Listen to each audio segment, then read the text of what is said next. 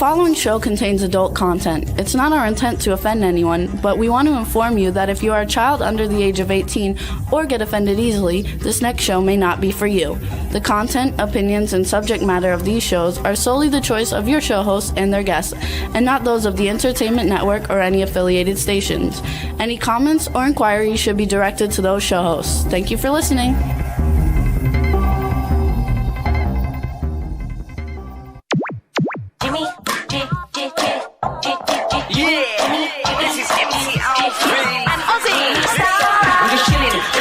Sitting down and designing, why every man them are thinking, what are we gonna be wearing? Yo, I'm a Liverpool MC, you can't trust me, big up the girls inside the party. Let's get down to crazy Jimmy, big up myself and known as Alfie, the one and only, the Turkish MC. Always love the clothes of Jimmy. British, I'm your wanna be, Jimmy Star, new celebrity. We'll take you out to Jimmy Star. Hey ho, what's up everybody? Welcome to the Jimmy Star Show with Ron Russell, bringing you the good times in music, fashion, pop culture, and entertainment. We got a fun show for you today. We're looking very much forward to it, but before we talk about it, let's say hi to my cool, outrageous man about town co-host, Mr. Ron Russell. How do you do? I am good.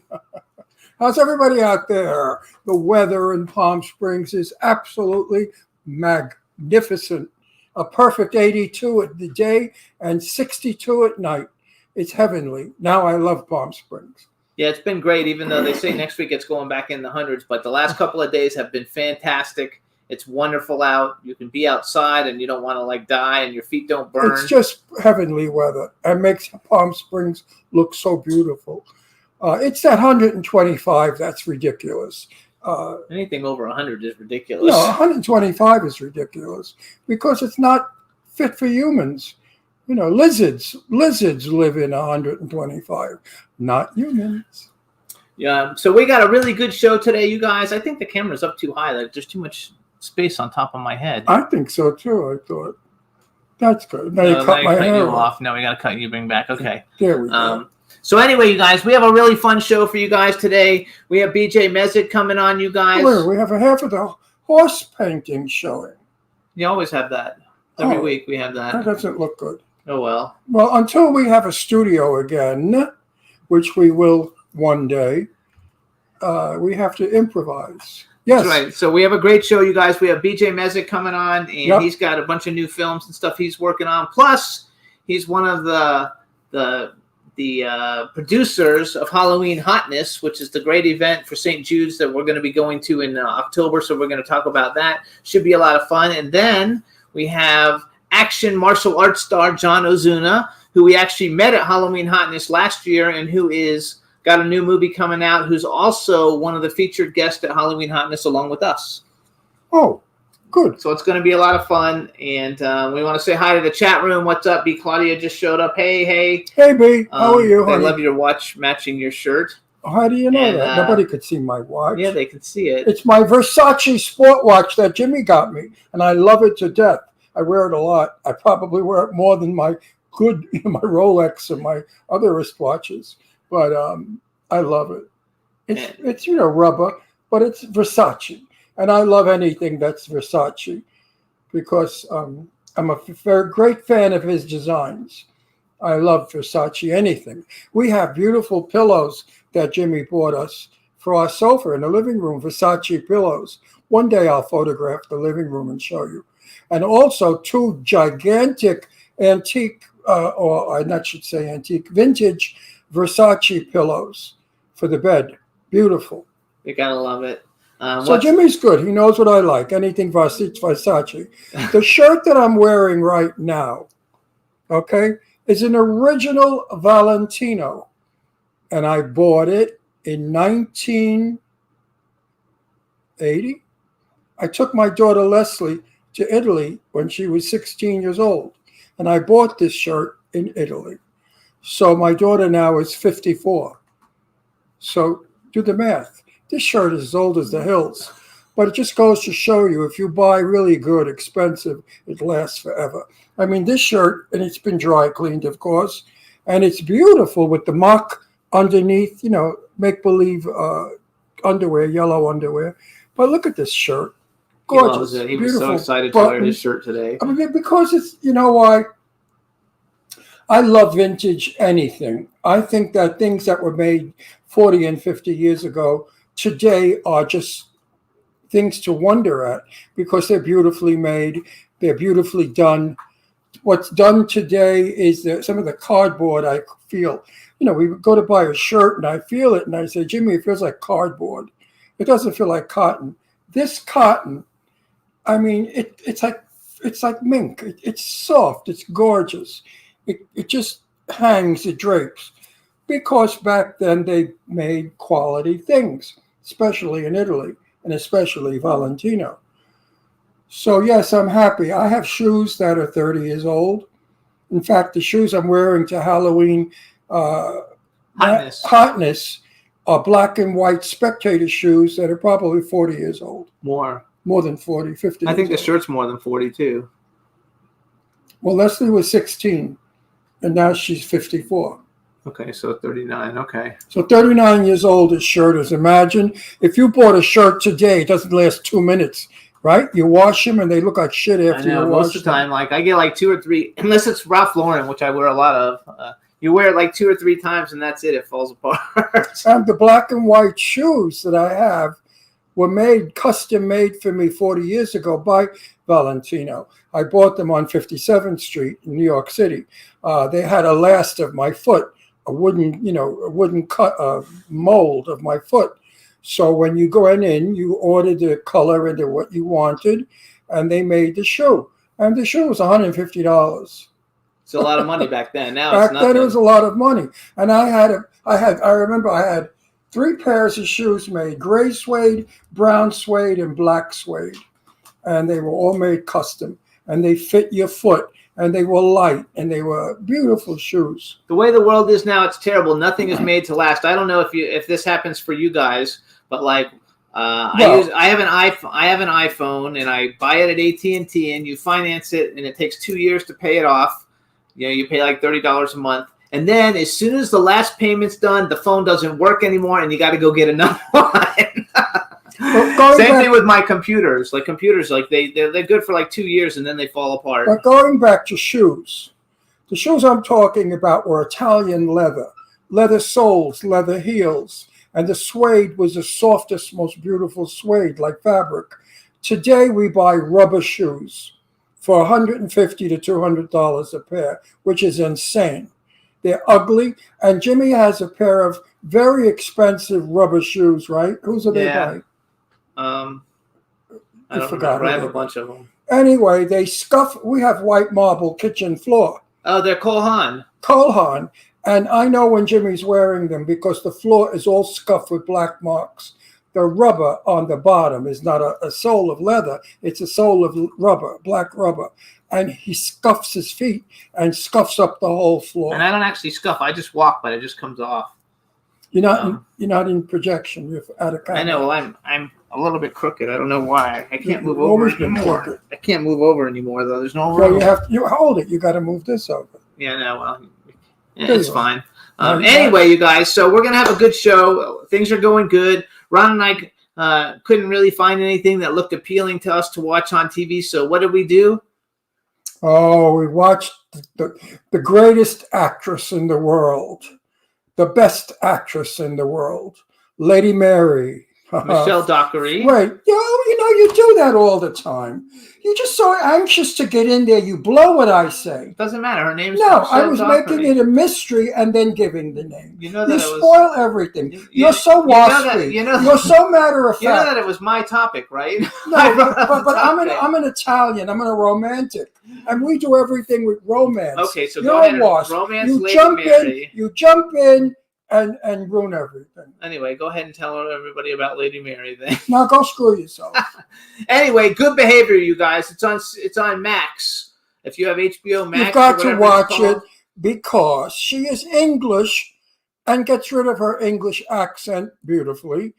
Does a Southern accent, does a New England accent, does a New York accent, all in this TV series. She is probably the most fabulous actress of our day. I would compare her to Betty Davis, to Meryl Streep, to any of the big shot actresses. And her name is Michelle Dockery.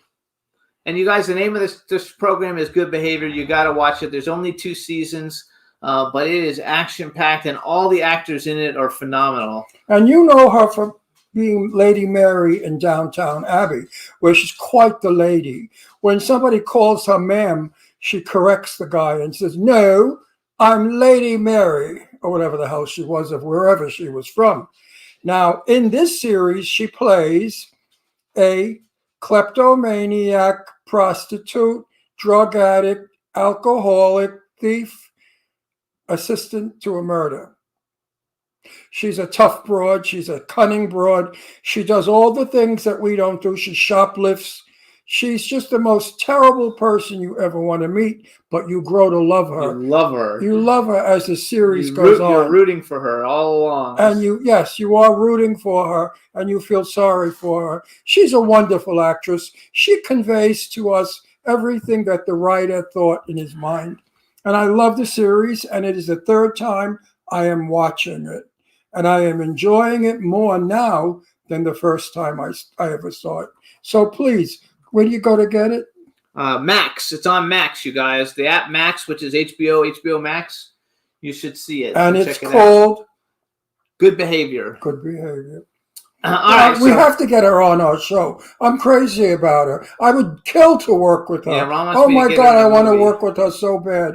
I could play her father. I would love to work with her. Ron wants me to get her in a movie, so I don't know if I have any movies that are big enough budget for her, but we're going to see what we can do.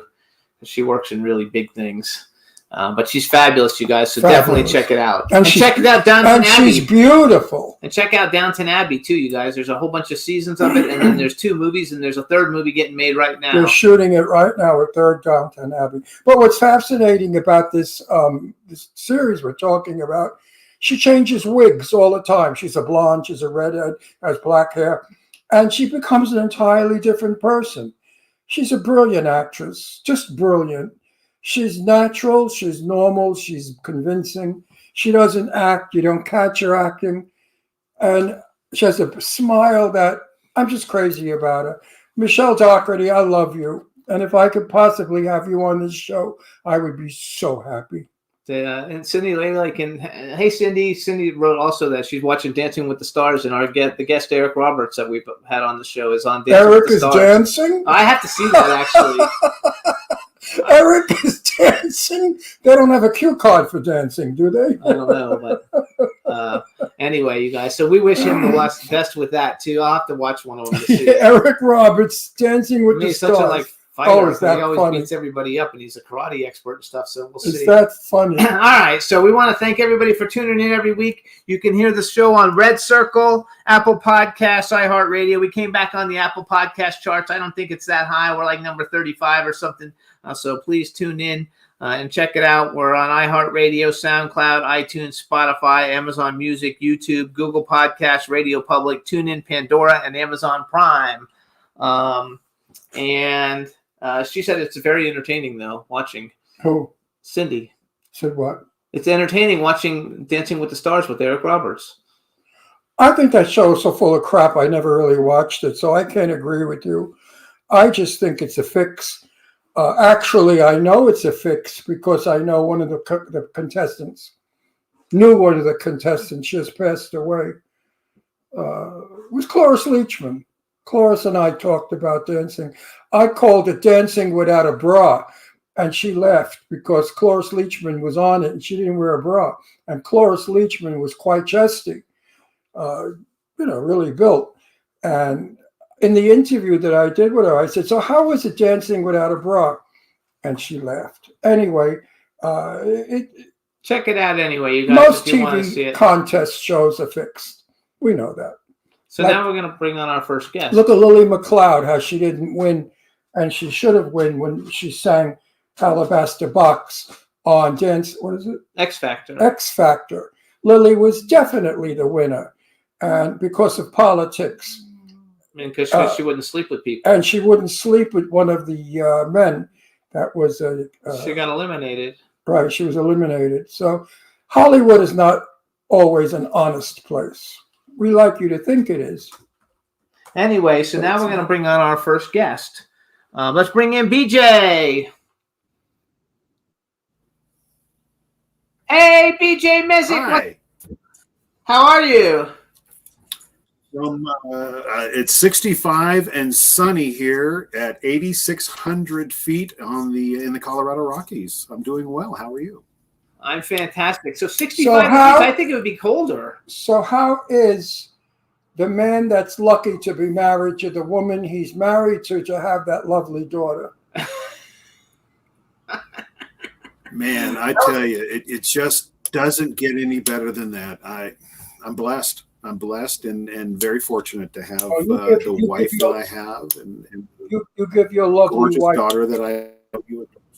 You give your lovely wife a big hug and kiss from me. I think she's a sweetheart, and I'm so excited to see her at Hollywood Hotness. Halloween hotness. Halloween? What did I call it? Hollywood. Halloween Hotness. Yeah, So you guys, first of all, say hi to the chat just a few room. weeks ago. There's people in the chat room, so say hi to everybody in the chat room. And We got Cindy, we got B. Hi guys, how are you doing? well, yeah, they're all just coming in now. So people are coming in now. They already said welcome you. And so you guys, Yeah. BJ, I should do an actual introduction, you guys. So now we have on the Jimmy Star Show with Ron Russell, actor, producer, executive producer, writer, BJ Messick. Hello and welcome back to the show. I think it's been a year since you were on. Just about, yeah. I think it was last Halloween Hotness, actually. Yeah. Yeah, last Halloween And hotness. tell the truth, don't I look younger now than I did last year? I'm going backwards. I'm not aging anymore. You know what? You remind me of a general that I just saw recently at some motel out in I was a bad you know what? Dave Bailey came over to me and he said, Ron, you're playing it as one badass general. I said, well, how else could I play it? If I play it nice, you're not even going to know him in the movie. Everybody in the movie is ugly and mean and killery and shooting and clowny and mysterious and zombies and dead. And what am I going to play? Mary Goody Two Shoes? No, I said I had to have something for my character, so I was mean, a mean general. It was fun. I had a good time. I wasn't in any of your scenes. He's not in it. Oh, you're not in it? Everybody else was. I didn't miss you. Not in it. They were in parking lots. Scheduling. Always a scheduling conflict. He said scheduling conflict. Hey, Oh, he's Joe an Kelly extra- would walk in parking lots and say, Always a schedule. you want to be in a movie? Hey, Astro. baby. Well, you guys, before we talk about, because BJ actually has a new movie that just came out. But before we talk about BJ's movie, we're gonna do some plugs for Halloween Hotness, you guys. Yes, let's talk Halloween about Hotness, that. you guys. First of all, the website, BJ has it on his screen, but if you're listening, it's Halloween-hotness.com. But wait, Jimmy, I'm going to interrupt you. Before we get into the happy stuff about this event, I'd like to talk about why. All the funds go to children, little children, who have cancer, who have illnesses, whose parents don't have the money to get the medical attention that their children need. Now imagine you out there who have children. God forbid if one of your kids had cancer and you didn't have money to get it helped or to save your child's life. What agony and torture that is. And the reason that we do these funds, foundation funds, is to raise money to support the cause. And Danny Thomas started this years ago, Marlo Thomas, his father. And it's a wonderful cause. And I'm a great believer in it. And I work for them because it's children. And children have a right to life. And we can give them life if we donate money. And that's why we're having this big masquerade party at Madame Tussauds rooftop. And it's for St. Jude's, you guys, because Ron didn't mention. He mentioned Danny Thomas. So Halloween Hotness, the funds raised benefit St. Jude's. It's a great organization. The Jimmy Star Show with Ron Russell, we're one of the small sponsors of the event. And it's a really fun event. This is our 4th year sponsoring it. And it's a great event. Now BJ has come on as kind of like the Big shot. Are you like the executive producer or what's your title? Well, Brian Sykoff started this 10 years ago. This is the 10th anniversary of Halloween Hotness. Each year has its theme. This year is actually Gatsby, so I hope you have your tuxedos ready. I'll be in mine. Shelly is going to be all dolled up. That'll be fun for you. Danny Thomas famously said, I would rather have $1 from a million people than $1 million from a person. Yes. So that's the big appeal right now to everybody is donate. Go to halloween-hotness.com, hit the donations link, and donate what you can. We're not looking for, $1,000 from each person or even $100 from each person. Just give what you're able to, because exactly as Ron was saying, this is for children. This is for children's childhood cancer. And St. Jude's does not charge the families one dime to treat the children. It all comes from donations. That's what we're here for. It's a celebrity event. You can also click on who's going to be there as far as your celebrities. Currently, we've got Barbara Crampton, if you're a fan of the horror genre, Barbara Crampton, Judy Aronson from Weird Science, and she was in Friday the 13th. Yeah, Friday the 13th. I believe it was. Number 4, she was in. Richard Grieco, schedule permitting, has said that he's going to come. And I think. I got the whole list. There's quite a few. I have a very, very important dear friend in New York who's Marlo Thomas's best friend. And I'm going to ask him to ask Marlo or give me her contact information and see if Marlo will come to our event. And this is no bullshit, because I think that would be awesome. But given that Phil just passed, I don't know. So if Marlo Thomas came, it'd be great if she could come back. At least give us some sort of a shout. Somebody just died in her family. with Phil Donahue just passed. Her husband died. Her husband died a while ago. Yeah. But Marlo is a tough broad, and she's back in circulation. She hasn't collapsed and is not in mourning. She realizes that Phil Donahue was at an age where people die, and she's dealing with it. It may do her good to come to California and to go to our event and see how many people love her and thank her for what her father did. I think it would be very inspiring for Marlo. And for what she's doing. She's taking over the whole thing. No, I know she's taking over the whole thing, but she didn't create it. Right. Danny Thomas had a dream, and he made that dream come true. And she's carrying the torch, but she didn't create it. I have to tell you, though, I love the theme this year. Every all the other years, like we dressed, like last year, I think I went as Chucky or something. Western. I was Western. Oh, no, it was Western last year. The year before was Chucky, but you can't really ever use those pictures for anything. This time, everybody's going to be dressed up beautifully, and we're all going to look fabulous. So no, I'm going as the mob boss because that's who I am. We asked last year. We asked all of our celebrity guests, what do you want to see? How would you like next year to go as far as the theme? And we threw Gatsby out there, the Roaring 20s and all, and everybody went nuts over it. So that's easy. You can either get a tux or rent a tux. I have a tux, and Shelly has a gown and whatnot. But I think it's going to be nice, a nice formal affair. And Madame Tussauds Hollywood, last year, if you remember, the upstairs or the balcony was closed. So they completely refurbished. We are going to be the first event on that rooftop. I love it. I love that. With full access to the rest of the building as well. Oh, we're getting ready to do a walkthrough on it. I'll be in there in a couple of weeks, so we'll be able to do a walkthrough. And it's just, they're excited. We're excited. You can attend. You can buy tickets as well and attend. There's VIP sponsorship or VIP tickets rather available, and to get in with the next level, I guess, of the rooms. But all of our celebrities go out and mingle and talk to people and everything. So, and if you're not able to attend, again, Halloween Dash. I think. Oh, it's so much fun! Oh my gosh, right? Yeah, so no, we had a blast because cross-dressing is so in the news right now with this sex change bullshit. I think that next year it should be a cross-dresser affair. Men have to come as women, and women have to come as men. I am dying to see you in drag. Victor Victoria, yeah. You would make the ugliest woman I will I've ever send you. seen in my life. You have got to be the ugliest woman I will Not ever only do I have a picture of me in drag, but I have a picture of me as a can girl. have. What is He that? has a picture of himself as a can girl. Oh, I'd love to see that. I donate for that. Yes, everybody out there, donate money to see the picture. BJ is. Oh my God! Talk about. Oh, Hey, you know what? I'll tell you what. I'll do this. I'll go this far.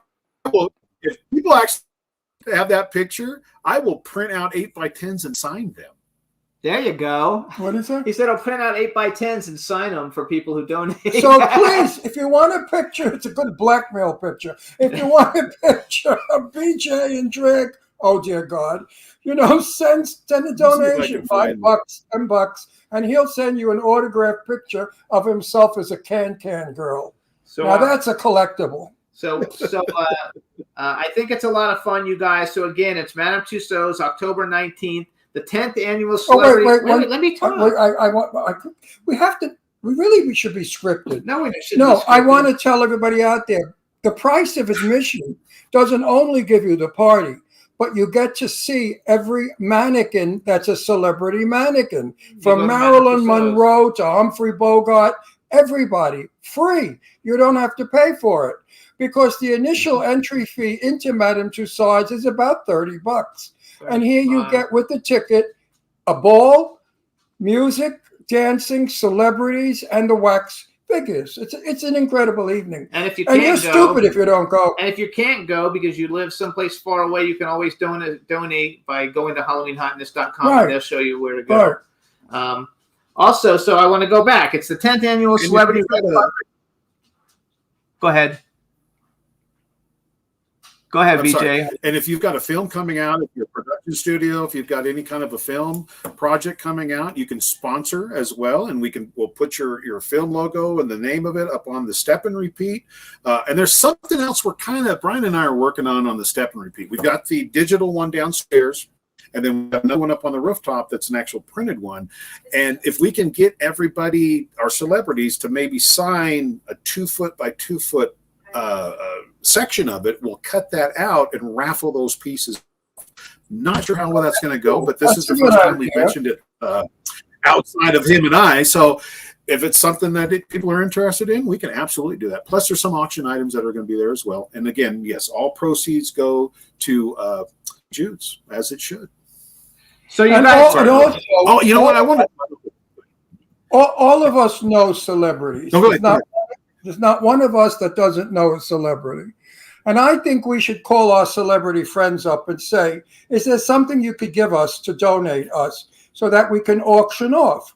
Maybe like something, I have something, a lot of things belonging to Jane Russell. Of course, I'll never part with them, so I can't be a part of that. so why bring it up? No, only because they're sentimental. She's my friend. But I have other celebrity friends that I could get things from that I'd be happy to bring in and auction off. I think they do have a silent auction, you guys. They got a bunch of And something else. Go ahead. I'm sorry. One other thing that we did last year that maybe the celebrity friends can do, we got a little delay, is a video shout out for a donation. And then you'll get a personal shout out from someone. Like a cameo. And then that could be sent directly to the donor. Yeah, I think that's cool. So here's the So hold it, fellas. I have to make a political statement here because I'm busting.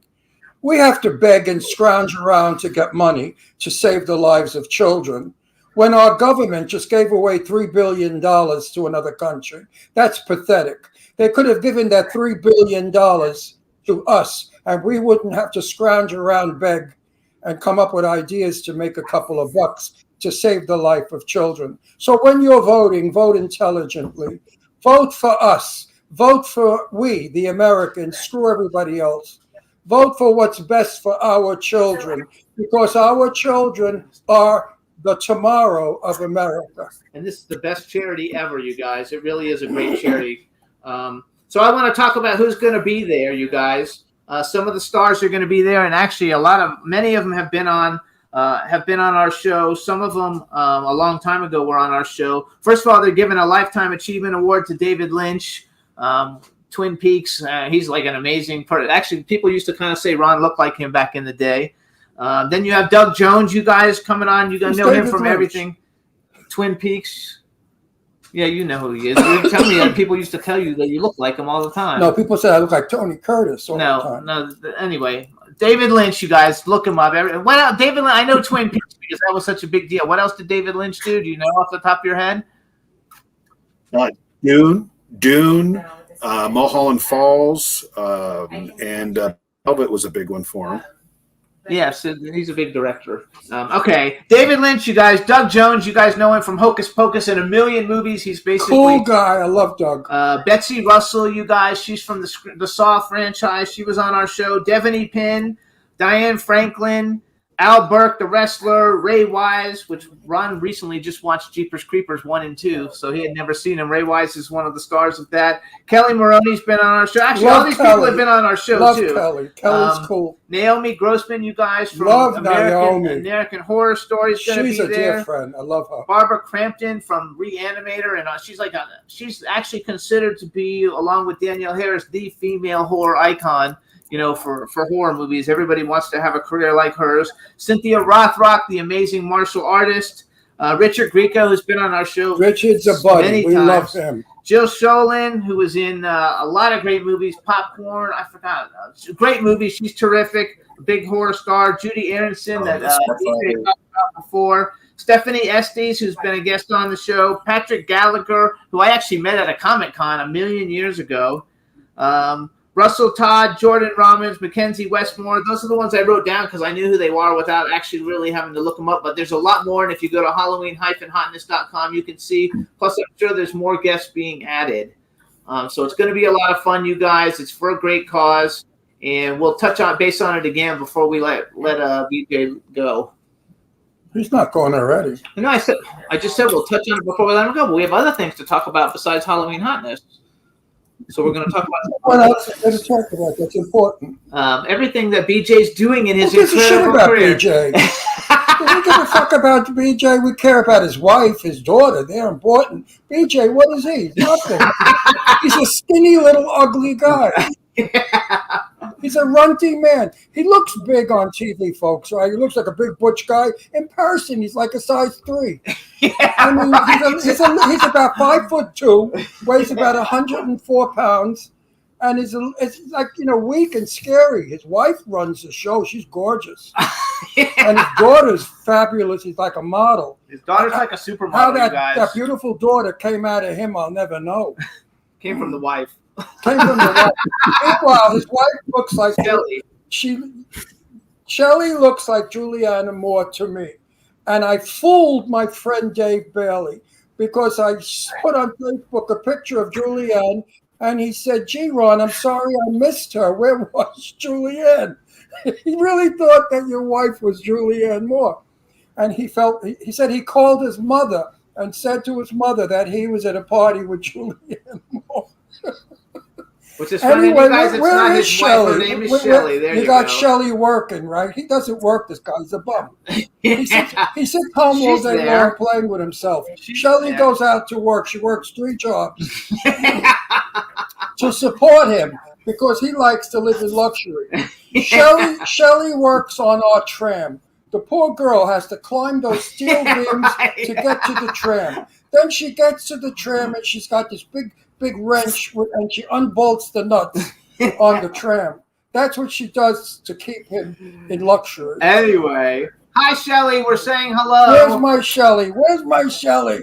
She can come in. She might. I will have you know that I wear the pants. I wear the pants in this family, but she does tell me which ones to wear. Yeah. I don't believe. You know what? I kid around about you, but I don't believe that. Shelley has a smile on her, and I've learned that when she smiles at you in a certain way, you snap to attention. I've seen it. Don't bullshit me. I've seen her look at you and smile in a certain way. And you know what that smile means? No pussy for a month. Oh, shut up. Shelly, we love you. Where is she? Where's my Shelly? Anyway. Where's my girl? Where's All my right, girl? so, all right, she's there, but she's not coming. She's on. working.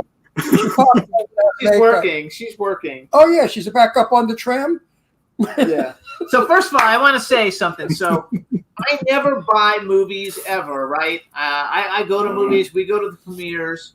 You know, I wait for them to come on to streaming or whatever. But you guys did a movie. You did a movie with the Mahal brothers. It's my favorite. Love Mahal it's brothers. my favorite Mahal Love brothers them. film Love yet. them. It was called Arena Wars, and I actually thought that this movie was like. And a whole nother level of films. They could have had a theatrical release and people would have gone to see it. It was really, really good. It starred you guys, Michael Madsen, Eric Roberts, Sherry Davis is in it, Robert Lasardo's in it, Robert Donovan, a whole bunch of other people we know, but those are like people I everybody love knows. Sherry Davis. And it was a great movie. So just tell me, did you enjoy it? And what did you think of it? Because I thought it was excellent. Wow, it was a lot of fun. We shot it all in Vegas. Yeah, I had multiple hats on that one, but it was a lot of fun. There were some intense moments. You saw it, and there was one scene where we all cried. And then I had to go from that scene into the drill sergeant scene, and I'm like, guys, I got to have an extra minute because John Wells just killed every single one of us in the scene to where it took us out of everything. But the killer, the 7 killers in the 7 rooms and all that, it was a really, really fun shoot. Just not much else I can say other than, it was a blast. Working with Brandon Slagle as a director was great. Michael Sue was our cinematographer. The Mahals always put together a great project. It's a lot of fun. I'm not going to be on the next one, unfortunately, because again, schedule, but which is, I think, Alien Horde. They're getting ready to film. But Cursed Waters, Adam Worth and I co-wrote Cursed Waters. It's a pirate film that's coming out next year. And that's got, oh my gosh, Costas Mandylor from the Saw franchise. It's got Glenn Plummer from Sons of Anarchy. He was in one of his best films. Oh, Glenn's a great guy. First chance that I had to work with him, and not disappointed in any way, shape, or form. Tom Proctor and Robert Lasardo. And we all And Vernon Wells. Everybody we love. Vern Wells. Michael Pare. Oh, Michael. Costas Mandylor. Donna Lee Heising. Yes. Tom Proctor. Donna Lee, my wife. We have everybody in that movie we love. Actually, all we good have friends. We have All John good Wells coming on the show. I'm not sure when. I just You know what I contacted think him. of the Mahal brothers? Here's my Oh, opinion. good. I'd love to see them with $100 million to make a movie, because all they need is money. Their work. Well, we discussed that a few times. Their work is fabulous. I love the both of them. They just need money. They're low budget, but if they had a high budget, their fucking movies would be knocked out of the ballpark. They're great. They know their shit.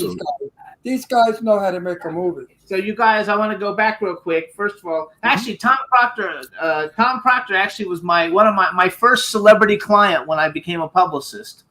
He was the first. I was with him for like a couple of years. He's a great guy. Ron was always jealous when we had him on the show because in the first episode or second episode of Good Behavior, he's the guy that Michelle Dockery buys her drugs from, and he liked Michelle Dockery so much. How was I jealous? That he got to work with Michelle Dockery. We talked about him on the show. Hello, I remember. He's like an elephant. He's got a memory. I'm lucky I remember where my dick is when I have to pee. I stand in the bathroom and I say, I think it's here. So everybody needs to see Arena Wars, you guys, though, because it's out, and you have a new. Speaking of peeing, I met Richard Grieco,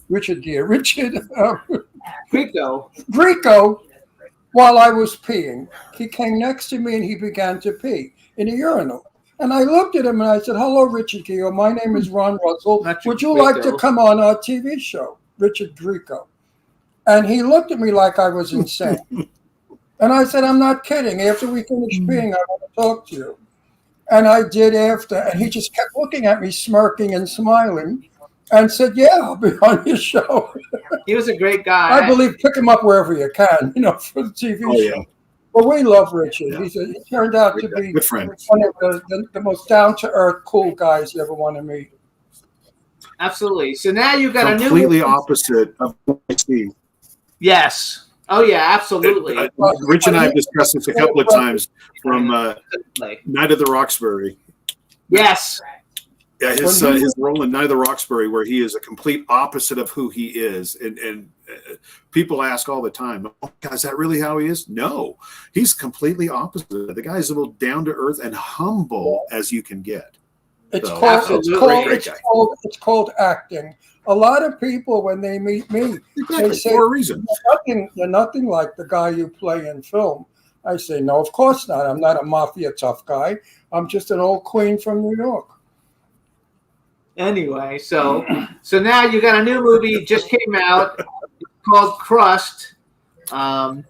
Yes, in theaters right now. Crust, yeah.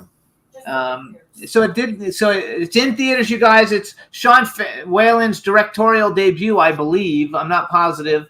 Sean Whalen, you guys know him from Twisters and People Under the Stairs. I don't know. He's in like a million movies. He's like kind of like a household name. And along with Sean Whalen, you have Rebecca Kennedy, Felissa Rose, who's been on the show a bunch of times. Daniel Roebuck, you guys know him. He was the Munsters and in a lot of Rob Zombie movies, and now he's just in all kinds of stuff. Ricky Dean Logan, Alan Ruck, he was the best friend of Matthew Broderick in Ferris Bueller's Day Off, and he's in all kinds of stuff, and he's behind. And Jan Birch, who's been on the show. Jan is a sweetheart and a fabulous actor. Jan Birch needs to go into feature films. He's a star. Jan Birch has it. And I tell him that whenever I see him, you got to get out of these shitty $2 movies because they're not doing a thing for you. He's really a fabulous looking guy. I mean, he has a look about him that's scary or whatever, intriguing.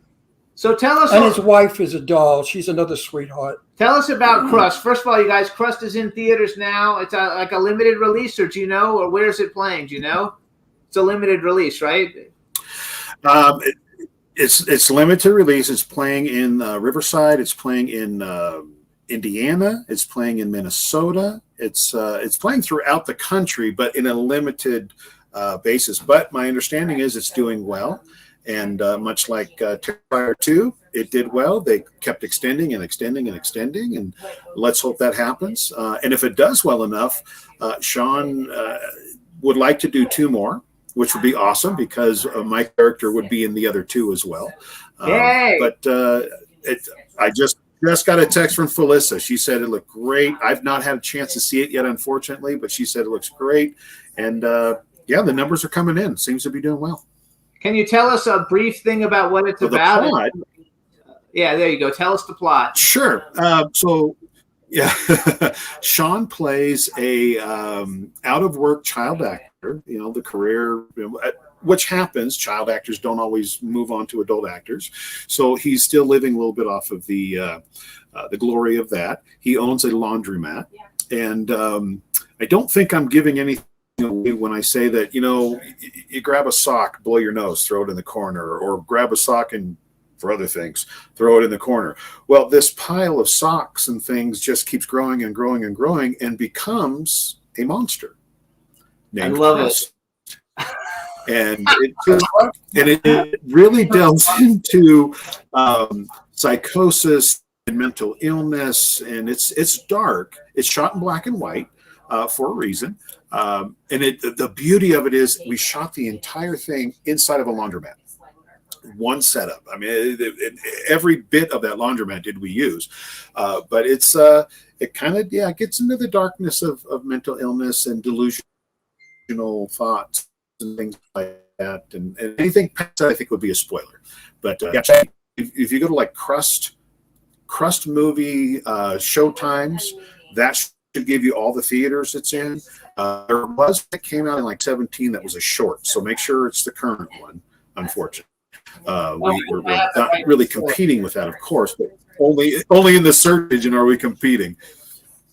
I hope I have the right trailer. So here's what I want to do so we can play it for everybody so they get an idea of what it's about. So you just introduce the trailer for us. Say, this is the trailer. Hang on. We're going to play the trailer for everybody, and then we'll be back. So go ahead and just introduce the trailer. Okay. Hi, it's BJ Mezek, and this is the trailer for Crust 2020 starring Sean Mullen. Tinseltown is attempting to reboot another 90s sitcom. Randy Roberts is behind the reboot of A Baker's Dozen. But the whereabouts of his co-star Vegas are unknown. Aren't you going to do that show? Everybody who said they loved me and supported me left me alone as soon as that show ended. It's our anniversary. It's over! No more anniversaries! Excuse me, Paul? I'm Neela, by the way. Take care of yourself. Because there are a few nice people who give a shit. It just feels like I'm stuck here forever.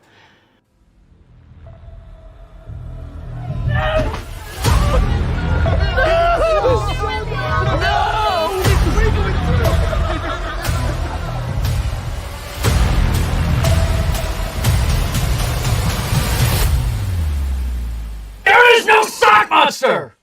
Explain this. It's a sock.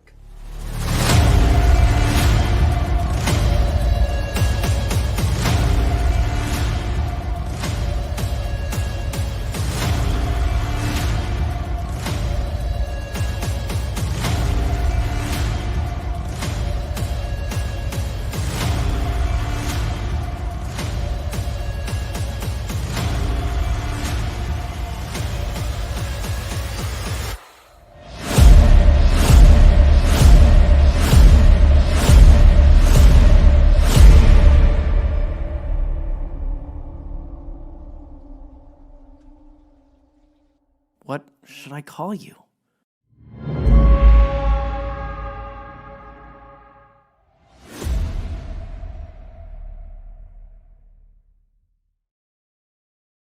I love it. BJ's microphone is muted, but I love it. I think it looks great. The fact that you guys got a theatrical release is a really big deal, and most people cannot do that. So doing well, I'm happy, and I'm happy for everybody in it because the majority of those people have all been on our show. So I think it's really cool. I also saw Charles Chudacabra. I don't know how you pronounce his last name in there, and. BJ, I want to ask you a question, a serious question.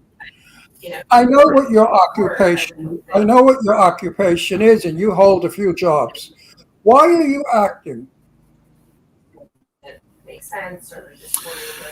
Wow. I actually started acting when I was 4 years old, doing local stuff in Seattle, and the bug bit. I did theater stuff, high school and grade school theater stuff, and it's fun. It's fun to play make-believe and go and live.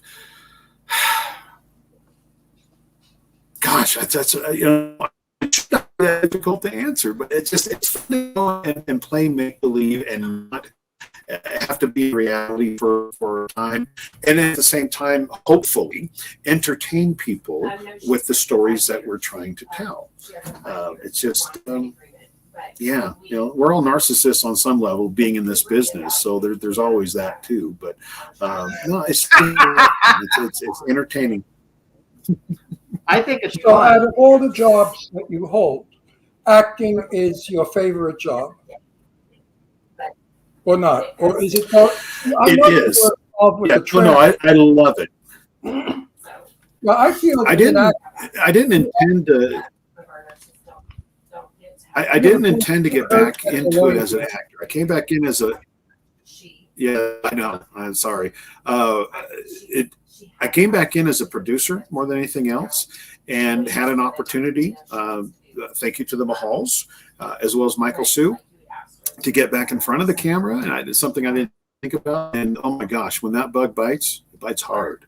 And now, oh my gosh, I think I've got around 70 projects out there, plus more that are coming. That just, as long as people watch and as long as people I won't say as long as I keep getting good reviews, because look at that. It's sort of a hobby. You don't make a living from it because, and I know your lifestyle, and you couldn't possibly unless you're getting $1 million a picture. So you're not. It's sort of a hobby. Just below that. Just under.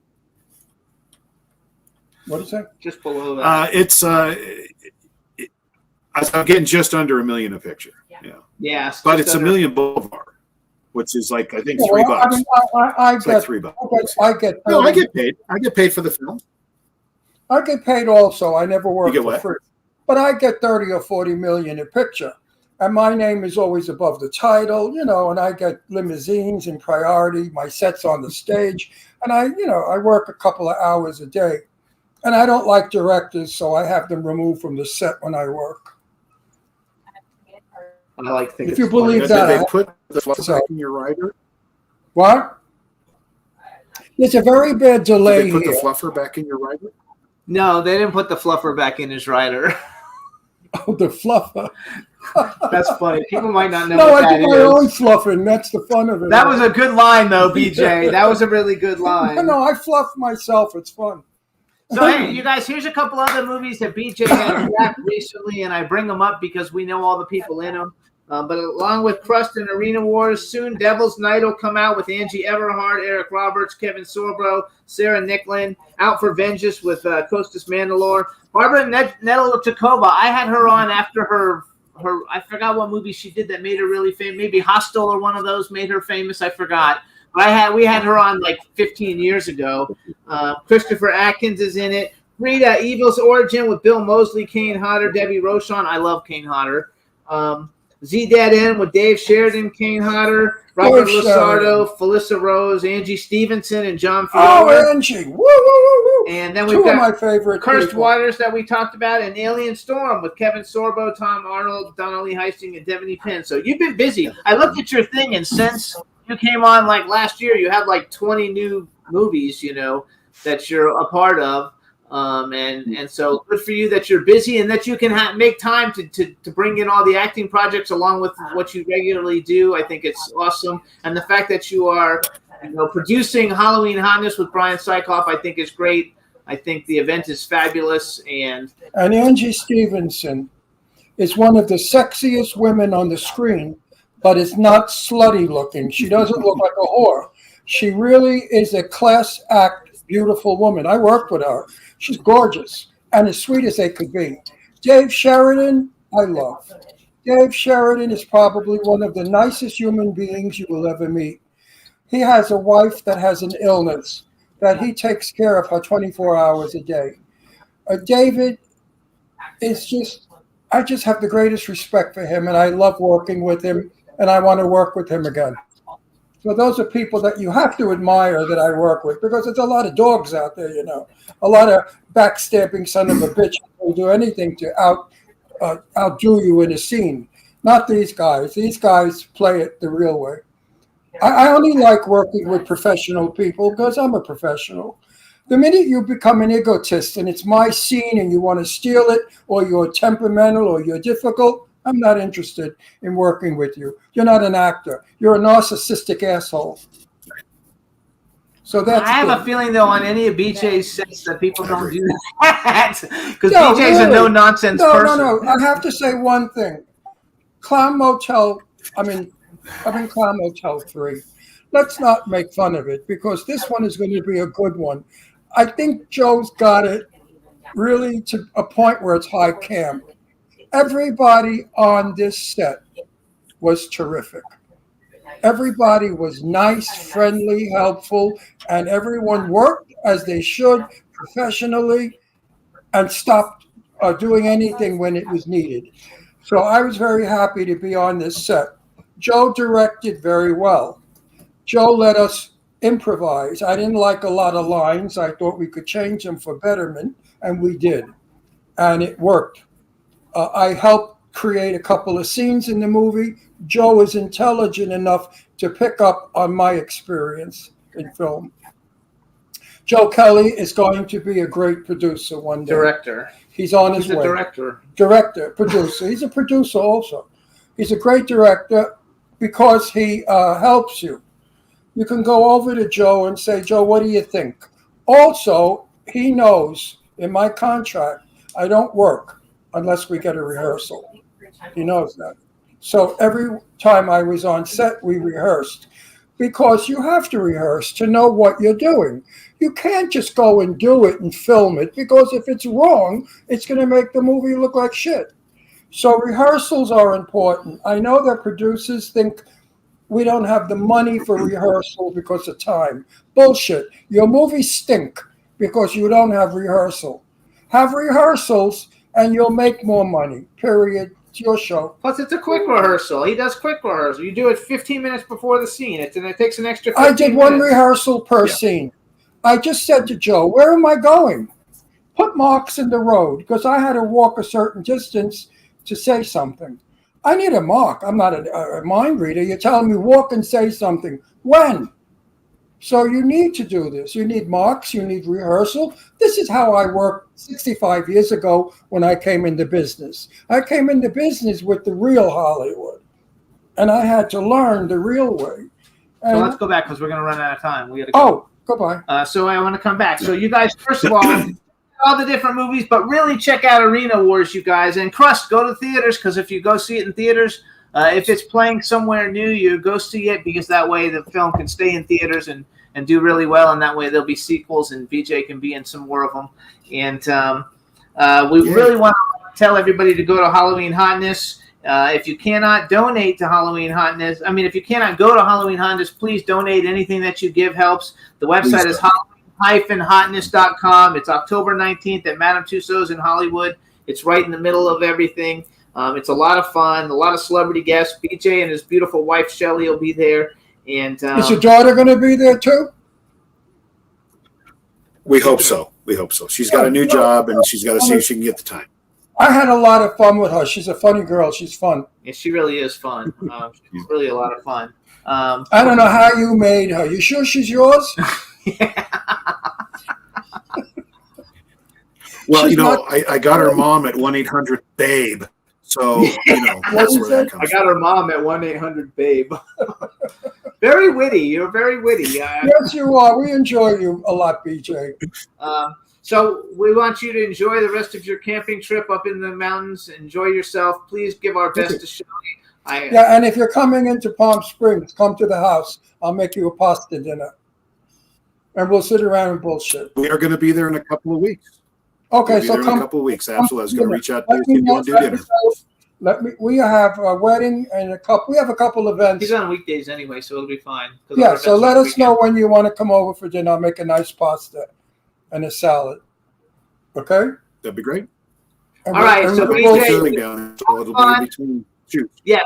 Oh, in between the two is perfect. So we'll see you soon, and then we'll see you again soon. Thanks for coming on, Yes. everybody. Please support Halloween Hotness, and we'll see you soon, BJ. Thanks. Bye Take bye. care, BJ. Say hi to Thanks, my guys. girl. Appreciate it. Love you. Bye. Bye-bye. Of course. Bye. All right, everybody. So now I will apologize. I guess he's up in the mountains, so his Wi-Fi is not. Yeah, as it was good. a terrible delay. Terrible delay. And, it's hard because you talk over one another. And also, the video was very bad. You could hardly see how handsome he is because BJ is very handsome in person. He's just a really cool guy. So And he's a nice as hell guy. What a terrific fellow.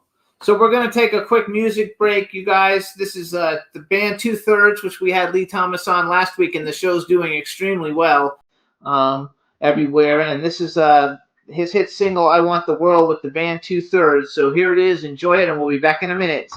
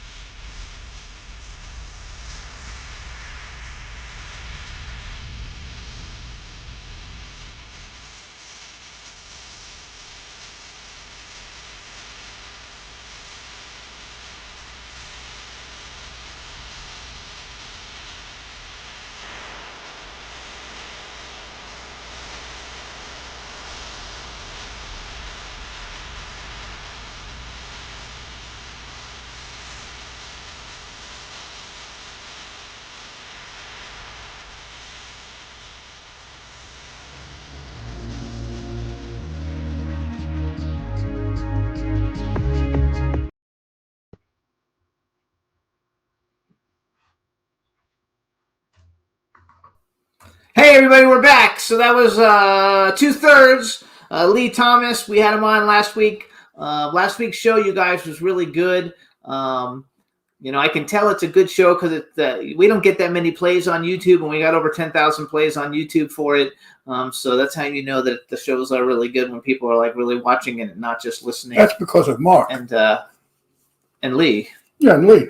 And I played with Mark. Mark is a sensational guy. I love him. We're friends now. We're friends on Facebook. We communicate. Mark and Lee are really sports. You can have fun with them. And he's actually coming out now with new music after. Yeah, his music is good. His good music. Mark sent me a message saying that, we gave him a lot of confidence, and he sent me like 15 songs that the guy's written over the last couple of years, and they're really, really good, and he's going to come out with new music. So it's kind of cool that we were like part of that, and we'll definitely have them back on. And I hope they come to the United States. I'd love to meet them in person. And then, so it's really cool.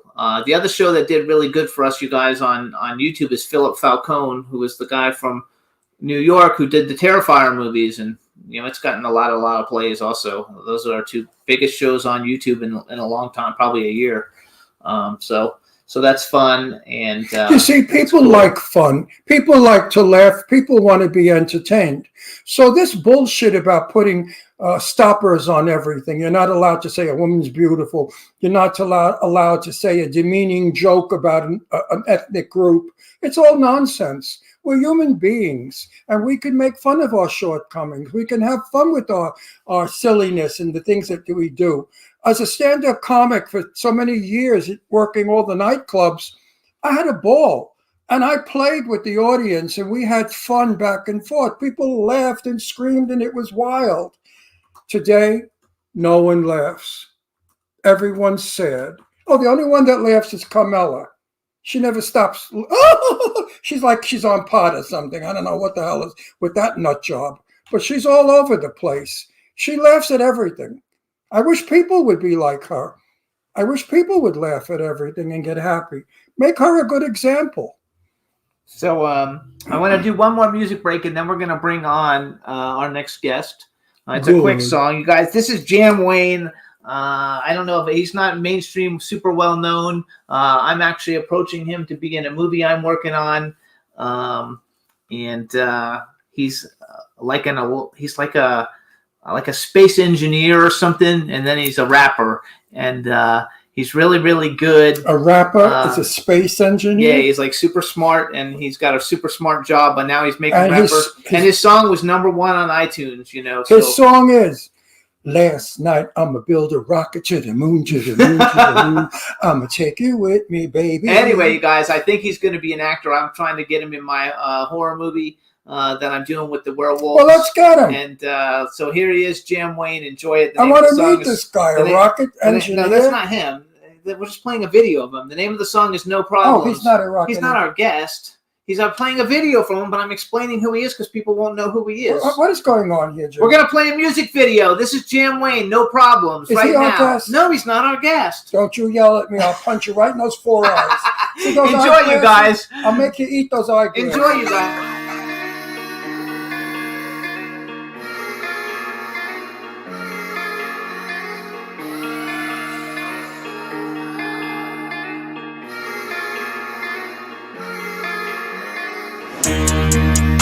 Okay, I ain't even gon' flex this Sunday. I ain't even up next, but one day you gon' put this tape in, hit the replay, gon' vibe and you ride, chill to the music, feeling what I'm putting inside, dealing with your vulnerable side. This go hard and I ain't even try. Close your eye, just vibe with me. Do or die for life, really. When I ride and he drive, in me. Great spirit is my Siri. Navigate through the ways of the land. Demonstrate when the kneel understand. Give me grace when I don't understand which way is the best. No, God's got a plan. Throughout my life, my hands stay dirty. Down the ride when it's necessary. Walk the line, I got no worries. Take my time, I'm in no hurry. Brothers die, so my eyes blurry. Another ride to the cemetery. Live your life, you know death coming. But a vape and we gone, homie. You don't really want no problem. You don't really want no problem. You don't really want no problem. You don't really want, you don't really want no problem. All till I see that. Till I drop down 6 feet deep in the casket. Till my last breath and I breathe that. Stand on the front line, called into action. Keep my mind free, no relapse. Trying to stay clean, but the mud gon' stick. Suds in the fifth, duds on the whip. 1, 2, 5, 6, so I'm curling the silk. With a pearl on the hip, hand trigger flicker on bit. Piece with the wood on the grill. Black in a bit, about to be encouraged when I slip out. Put the Hellcat on drill. Smoke in the split. Get thrown rap on the sit. You gon' sit with a pack on your step. Been through hell, and I'll be damned if I climb down just so I can jump back in. Back tie spin when I mash out, looking for the cash out. Red zone, go for the win. Ride for my friend, most of them gone so long in the grave, but they locked in the pen. Smoke in the wind, raise up a toast to the ones that be locked down, doing a bit. Know the world ain't shit. Lord heard every prayer you lift up down there in cell block 6. As the world on tilt, everybody Leroy left. Had to put the South on drill. About this here, yeah. Bobbing with the head, now I'm mobbing in the streets I live. Let me make it clear. With the thoroughbreds in the country, blue collar tried and true. And if it comes down to it, and you cross that line in the red, white, and blue, boy, you better salute. You don't really want no problem. You don't really want no problem. You don't really want no problem. You don't really want, you don't really want no problem.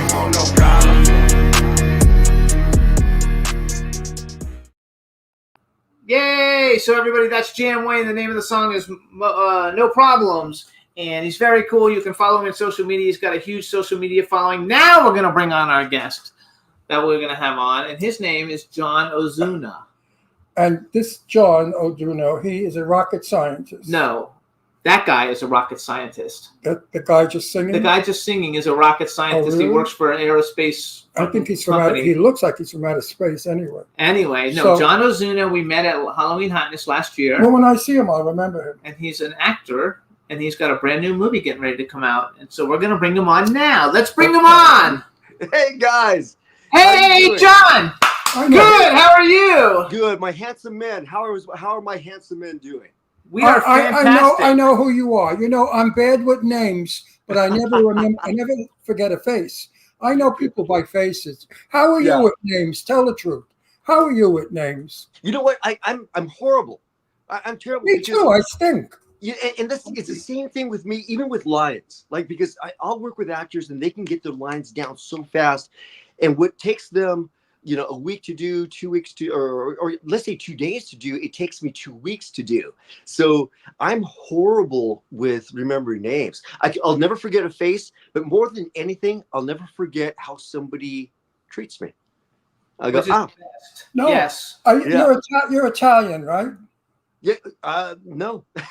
You're not Italian with that last name? I speak Italiano. No, wait. That last name. Your last name is Italian. Ozuna is a Spanish last name. Spanish. Where are you from then originally?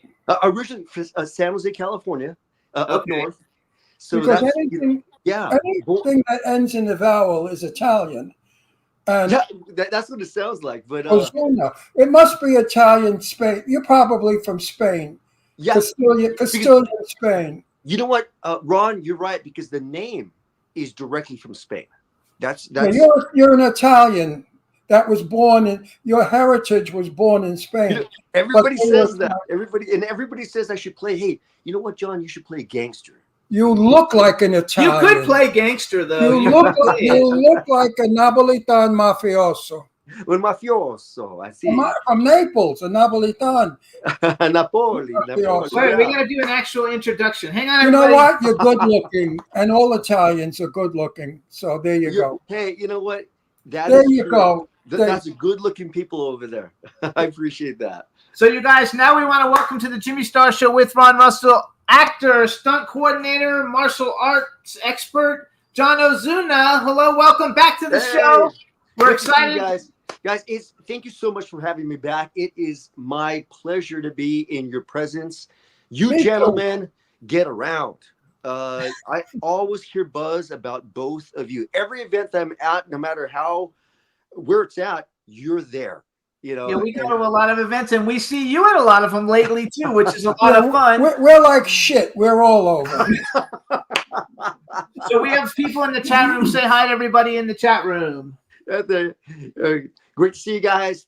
Thank you for having me. Love it. Love it, love it, love it. It's a lot of fun. So you've got a lot of cool things going on. One of the reasons why I invited you to come back now also is because you're a celebrity guest for Halloween Hotness. We just had BJ Mezek, which along with Brian Sykoff, they put the Halloween Hotness together. You're one of the featured guests again this year. It's going to be a lot of fun. It gave us two opportunities to just talk about it a little bit. Did you have a good time last year? And was last year your first time? Yeah, 100%. You know, I love going over there.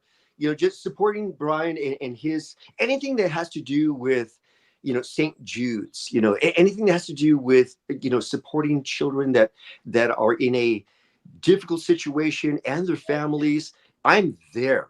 I'm all over that, you know, because that's what life is about. Not getting, but giving back, you know, and anything that I can do to facilitate, you know, some kind of help, I'm there. You know, and the event is fantastic. If we don't do it, who's going to do it? The government? The government don't give a shit about children that are sick. No government has. I don't care, because we wouldn't have to beg for $1 if the government would give St. Jude money. It's children. Those children will be the Americans of tomorrow. Yeah. And if the government was smart, they would fund them. Yeah. Well, I mean, Ron, you're right, because I mean, we're investing in our future. That's our future right there. That's our future. You know, and who knows, you know, among that population could be the next superstar, the next inventor, the next, you know, who knows who? Yeah, who knows? Somebody, you know, so it's gonna benefit us, and it's you know, it's our duty. And their children. My daughters are grown women now, but when my children were young, and I raised my kids alone, by the way. Wow. And I worried about them when they would go out to play, or if they had a cold, or if they got sick. Yeah. And luckily, I was in a position to get medical help. But could you imagine being a parent and your child is ill, and you don't have the money to help your child, and you know your child's going to die because you don't have money? My God, what a curse that is. What agony and torture for those poor parents. Yeah, 100% right. You know, and just, I even myself, because I have my daughter lives in Glendale. She's part of the industry. She's a professional makeup artist. So, but, you know, and she moved, it's been like 5 years since she's moved to Glendale. And, you know, but my heart is still so connected to that girl. I love her to infinity and beyond.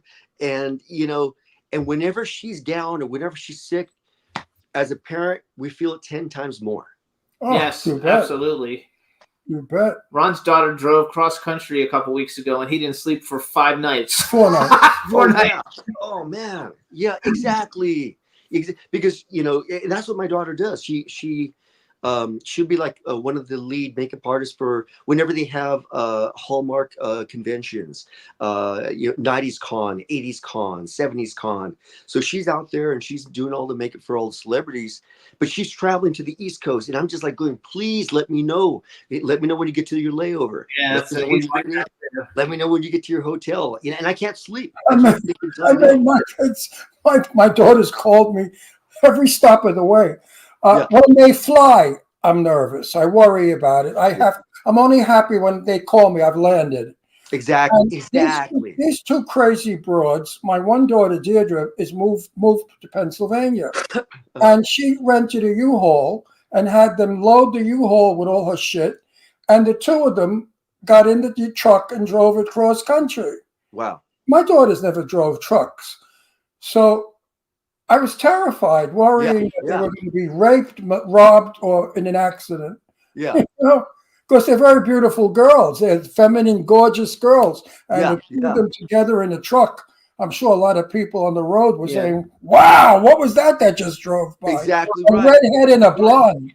Yeah, exactly right. You know, and just we can't help but worry about our kids, you know, and you hope that they're capable, but they can only do so much. They can only do so much. So you know, it takes a lot of times it takes a dad just to be around the corner.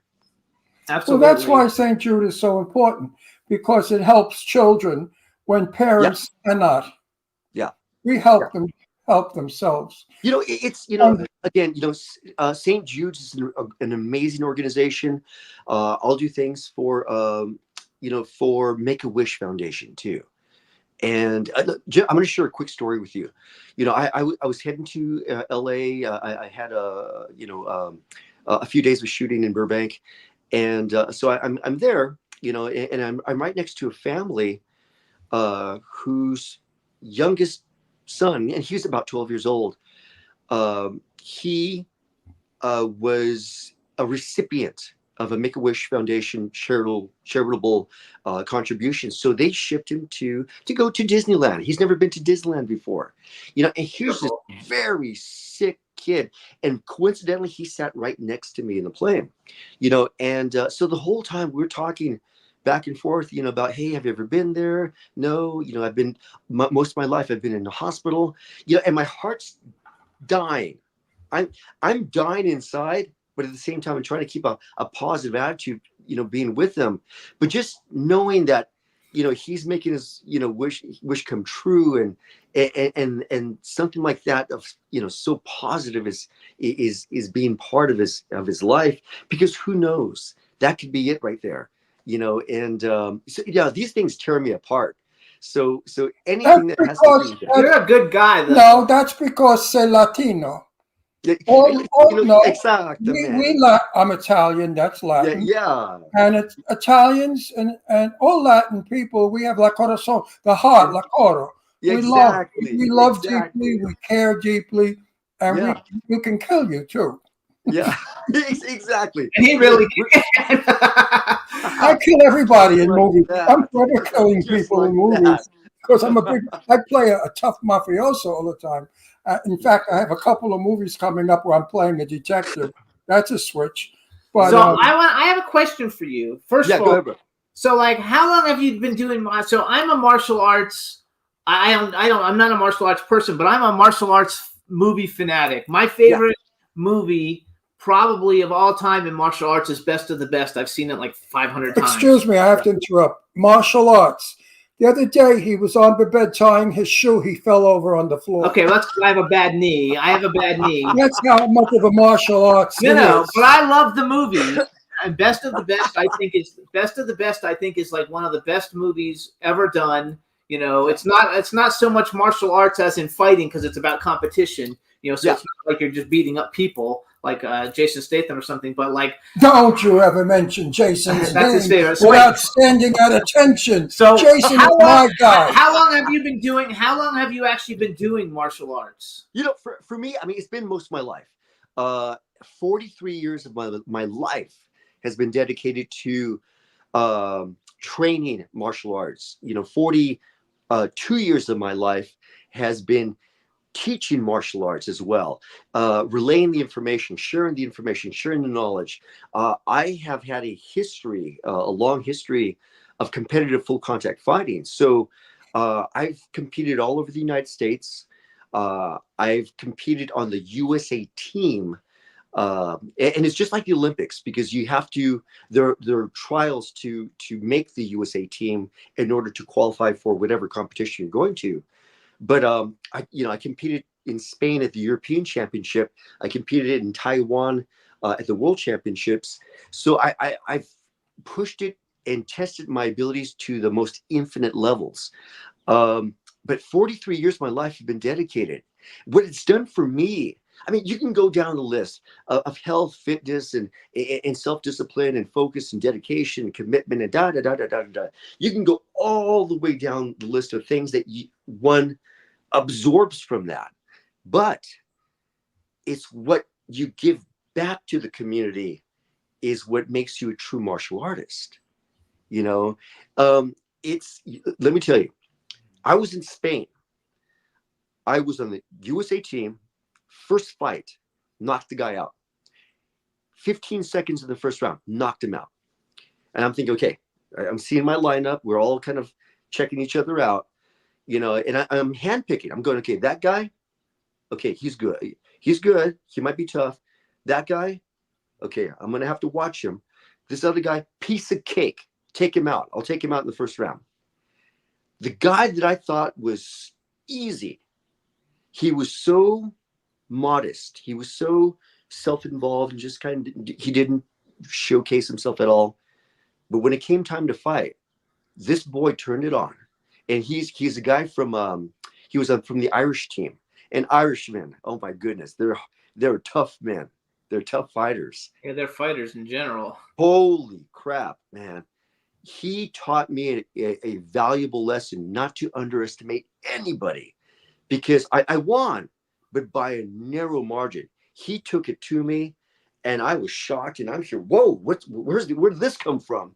You know, and from that point on, everybody was the best, and I had to live up to being better than what I felt was the best. So yeah, it's been one time I was in a restaurant, and this 6'4" muscle-bound big monster of a guy decided he wanted to fight with me.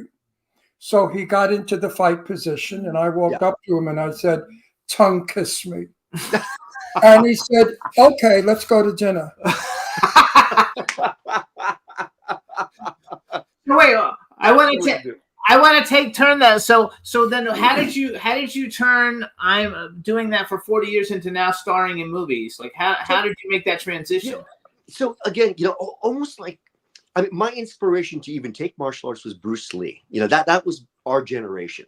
Right. You know, so Bruce Lee made this huge impact in Hollywood cinema, and he changed the world. You know, and so, and I remember the first time I saw him, because my parents, you know, took my brother and I to a drive-in theater, and we watched a Clint Eastwood spaghetti western. I think it was like The Good, Bad, and the Ugly. So I'm all of maybe 6 years old. My brother and I were in the back seat. You know, we're driving away, and anybody that knows drive-in theaters, there's several screens. It's not just one screen. Right. So as you're leaving, I'm looking at back in the back window, and I'm looking at all the different movies that are playing. And then I see this one screen of this one guy flying through the air, doing all these amazing movements, charismatic, beautiful body. I'm going, whoa, what's that? You know, so I begged my parents, I want to see that. And sure enough, we saw every Bruce Lee movie, and that changed my life, because at that point, I knew who I wanted to emulate. You know, because, you know, what we do is we imprint ourselves in our heroes. You know, we envision ourselves. Oh my God, who's that? Who's that? That's Astro. Yeah. It's different. When I used to go to the drive-in movie and I was in the back seat, I never watched the movie. Hi, Astro. You were 6. So I was about 7 or 8. I started young. How did you turn that into, though? Like, when did you do your first movie? When was your first movie? So what happened is I competed in Long Beach. So I competed at the Long Beach Internationals, which is well known for Bruce Lee being discovered at Long Beach. And a producer of a film saw me. I took first place in whatever division I was at. And they approached me and said, "Hey, do you think you could do that stuff in front of a camera?" I said, "Yeah, sure. What were you thinking of?" And then he went into the description, and then lo and behold, you know, we did just kind of a rough short film type project, you know, and that, you know, like the way it always happens, that leads to another opportunity, and leads to another opportunity, and it just grew from there, you know, and it's, you know, I've always had the desire to take it to a higher level, because I can make money at it. That's a high level. You're making money at it, right? Yeah, exactly. You know, that's a high level. You know, that's the difference between us, what we do, and what a lot of people say that they're doing, but they're portraying themselves as being Hollywood actors, stunt people, celebrities, and then you go and see what they've done. Zero, nothing. They've done zero. Right. You know, while you look at your histories, oh my goodness. And Ron, I mean, you've got so many stories about how many major celebrities that you've worked with, and major celebrities. No, I haven't worked with. I knew personally. Oh, you do? Okay. The only one I ever worked with was Sophia Loren and Tab Hunter. Yeah, but you interviewed them all. That's working. Oh, but I interviewed them. Yeah, that's working with them. That's working. Exactly. Consider that working with. Yeah. So wait, a lot of. I want to go because because I really like Ron doesn't really watch the martial arts films except for Jason Statham because he loves I Jason think Statham. no. You know what? Jason Statham to me is the ultimate fantasy person. Because 20 guys come in a room and he beats up 20 guys in 2 minutes. I love it. It's so not real. It's so fantasy. It's so stupid. But I'm happy to say Jason's playing 007. Yeah, he's going to be the new James Bond. And I think he's going to be perfect as James Bond. That would be great. I would love to work with Jason one day. I'd love to meet him. When I was younger, Steven Seagal was big, and I knew that. I knew Steven Seagal and Jean-Claude Van Damme. Jean-Claude Van Damme. You know, like because another one of my favorite movies is the one where I forgot, but the one that's really famous. Steven Seagal was not very friendly. I met him in a restaurant. He was introduced to me in a restaurant here in Palm Springs, in fact, and he wasn't friendly at all. What's that Jean-Claude Van Damme one where they like go to fight in the Bloodsport? You're talking about Bloodsport. Great movie. Bloodsport. So I saw a movie recently. We had Matthias Hughes on the show. He did a movie. And Matthias, I love him. I love his movies. I know you've been in I think one movie with him. Yeah, I worked with him recently. Yeah. He has a new movie that just came out and we were promoting it. It's called The Last Kumite. And it's an 80s throwback movie. And actually, when I watched it, I thought for an 80s throwback movie that wasn't super high budget, it was a great movie. And when I was watching it, I was like, they fucked up, though, because I really thought that they should have put you as one of the fighters in that. Like, you would have been perfect in that. I think I appreciate that. I do. You know, it's a funny thing, this industry, because I've been approached by several directors or even casting directors on projects like that one, like recently Black Creek, and when they found out that it was me that they were considering, somebody within that circle said, you know what, I don't want him, you know, and I know why, you know, just unfortunately, you know, there's just that competition. Yes. You know, and you know, I'm competitive by nature, but I'm not going to turn down somebody an opportunity because it's about making the project as good as you can make the project.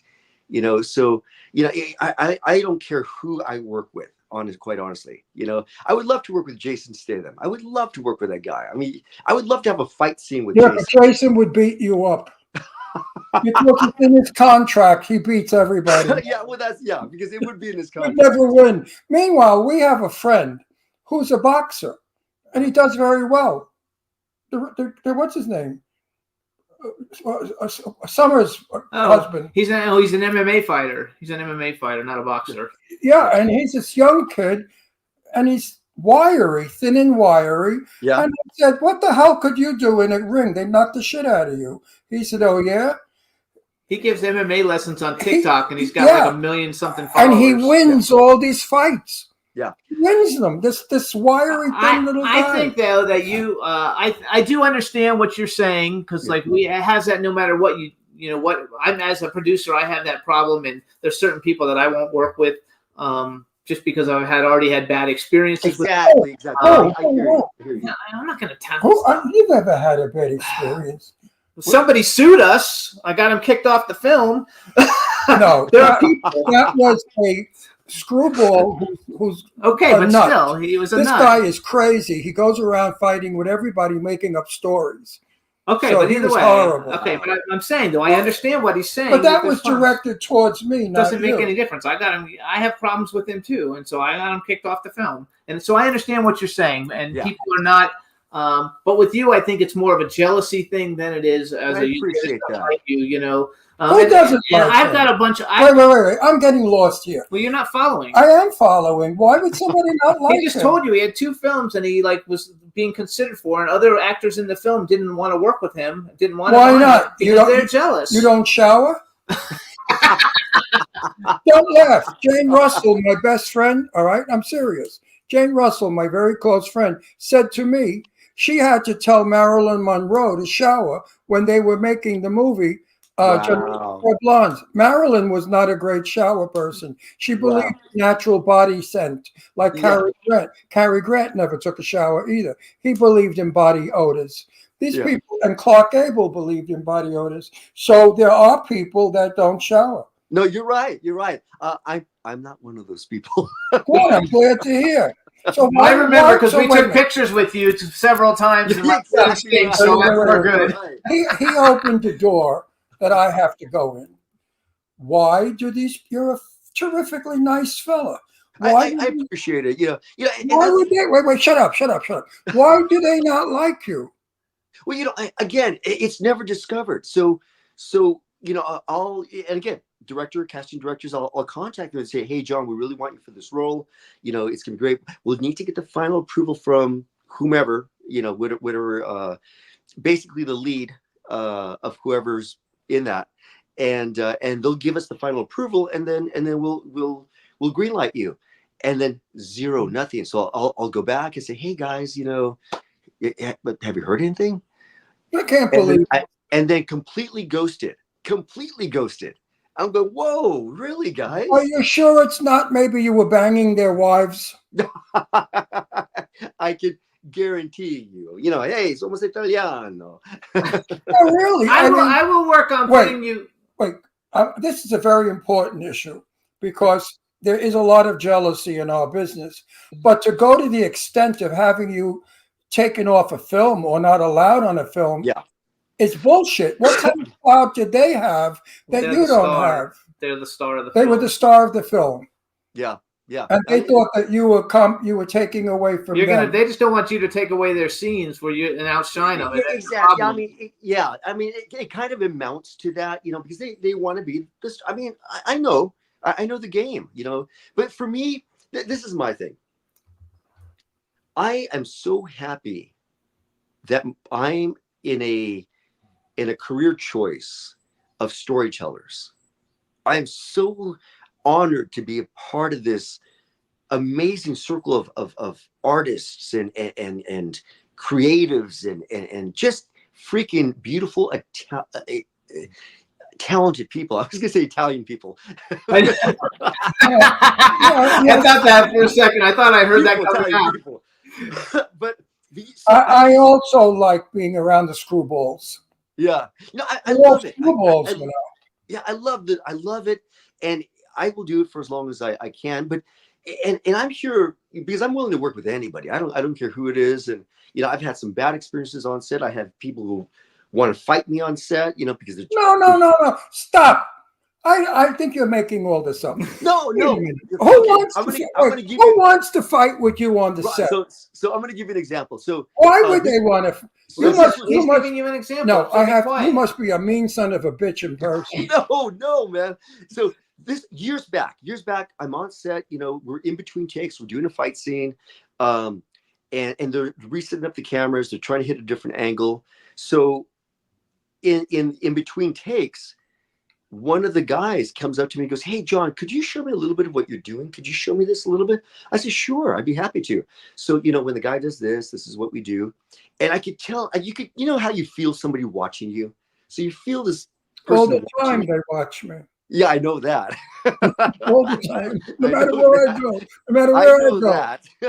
But so he interrupts and gets right in between us. He goes, hey, you're doing it wrong. You don't know what the hell you're doing. I'm going, whoa, he's asking me a question. He's not asking you a question.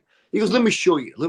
So, it's this thing that you kind of connect hands and you circle through the hands and you do that sort of thing. It's a Chinese martial arts. And so I'm here with the guy that's challenging me. And I'm doing this. So the guy that asked me the question over here, he asked me a question. So I'm here and I turn my head to ask the question.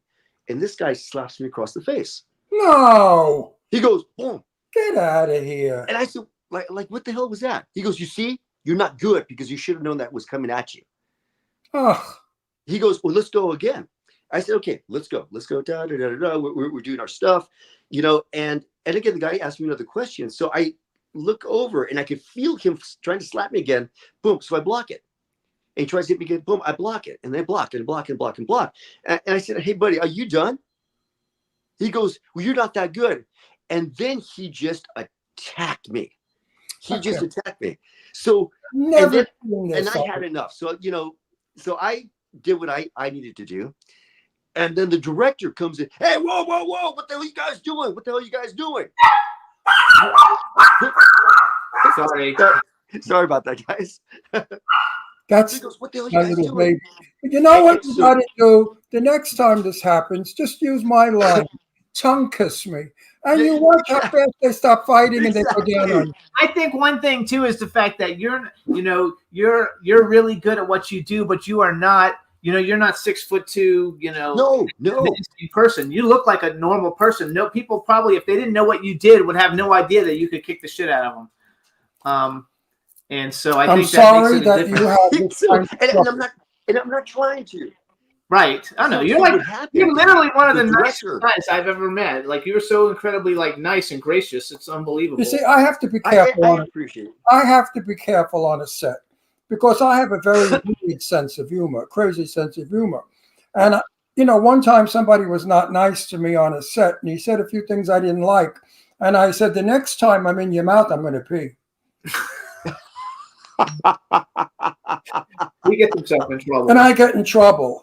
But so hang on, wait. We have to change the subject because we've got 10 minutes, and I want to talk about the new movie and play the trailer for everybody. So you've got The Bouncer coming out. Tell us a little bit about it. It stars Costas Mandylor, Nicholas Turturro, and you. And this is a Massimiliano Cerci film, which we had him on the show sometime this year, I believe, or it might have been, no, it was last year, right? But right around the same time last year. Great director, great guy. So the movie's going to be coming out soon. Just tell us a little bit about it. Yeah, just really quickly, guys. So The Bouncer, it's due to be released next month. And it's so funny that you're even talking about Max. So this is Massimiliano Cerci from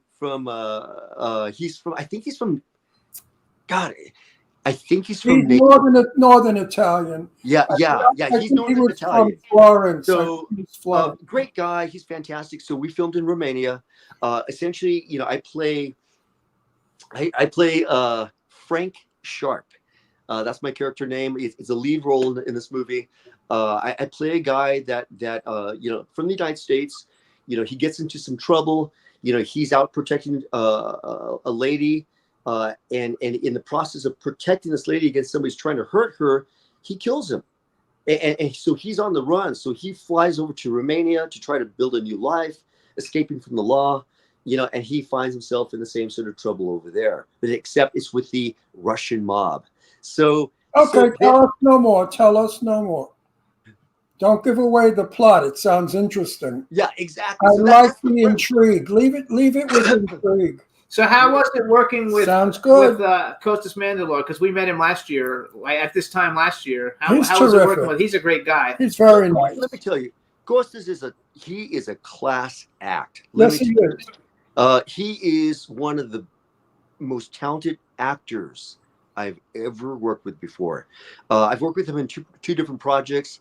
But when he brings a role, he and I, we'll sit down and we'll talk about the scene, and we'll, and he's got this very gruff voice, and he calls me Johnny. He goes, hey, Johnny boy. He goes, come here, Johnny boy. When we do this scene, if you feel that you got to push me around a little bit, you push me around a little bit, So I mean, he's just so amazing. So amazing. And for anybody that knows him, he's mainly known for the Saw series. He was in Saw 4, 5, 6, 7, right there. The one that's going to come out in October. Yeah, exactly. And he's worked with Jack Nicholson. He had this amazing scene with Jack Nicholson, just between him, just amazing dialogue between the two actors. Multi-talented, great guy. I'm just honored that I had a chance to work with him. Yeah, we liked him a lot. We liked him too. So Juan's our engineer. Juan, we're going to play the Bouncer trailer. You introduce it, Juan. You introduce it, and then Juan will play it. You hang on, and we'll be back after it plays. Yeah. So for the trailer, yeah, this is what we have. It just came out, and it gives you kind of a good crossover between what's happening with Costas Mandalore. Nick Tutudo, also of NYPD Blues there. Gerald Okamura is also in this. He plays my former teacher. So it's just great stuff. There you go, everybody, the bouncer. Okay. Can you explain to me what the hell I just saw? Every week it's a new one, okay? If you stick around here long enough, you're gonna see that all the time, and you're gonna learn to look away. Who are you, anyways? Don't touch me. For what? Come on! Go home or go to the hospital. Your choice. In Russia, you had nothing. Shoot him! My gun's jammed! I give you good life. This is how you repay me. It's not going to end well.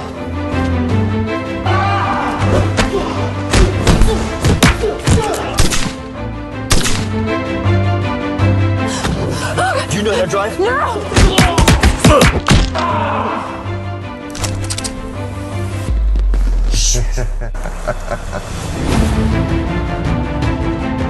I actually love it.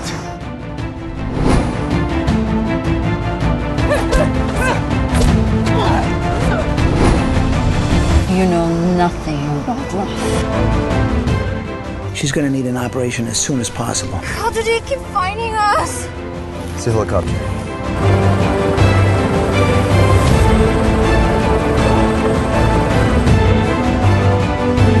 Shoot!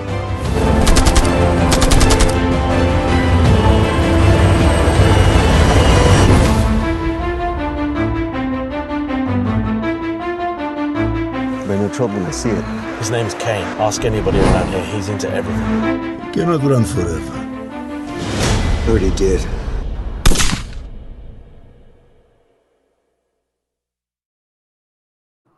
Go home or go to the hospital. Your choice.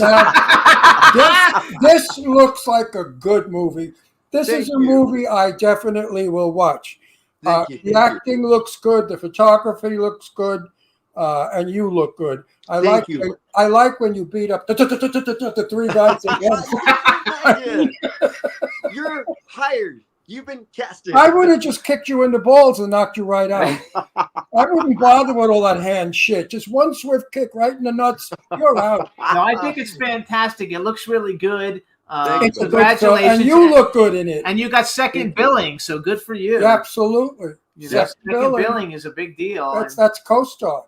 And pretty soon, when people know more people know who you are, you'll be on the top billing. Yeah. And you have another film you did with Max Searchy also, Andromeda Wars, and that one actually has Matthias Hughes in it. Exactly. Lionel Michaels, we know, Robert Donovan, Chuck Liddell, and that's also got Nicholas in it. And that one is that one finished shooting? No, you know what? They still have a little bit more to go, and but it's due to come out hopefully next year. I love it because I really like his films. You know, Searchy's films. He's a really cool guy. We had a great time, and he was at Halloween Highness last year. So after we had him on the show, we got to meet him. So it was a lot of fun. But I think you're gonna kill it. I'm producing a bunch of films, and when I have something that fits for you, I'm gonna come to you because I would rather have you than somebody else. Yeah, yes. The scene we're gonna shoot. You're in a nursing home. I'm in a wheelchair. Right? I'm old and feeble. And you walk by and you say something I don't like, and I jump out of the wheelchair and I beat the shit out of you. I start kicking you in the face. I start beating you up, and then you fall down and you say, no more, don't hit me again. I say, watch it. And I kick you right in the mouth, and your mouth starts to bleed.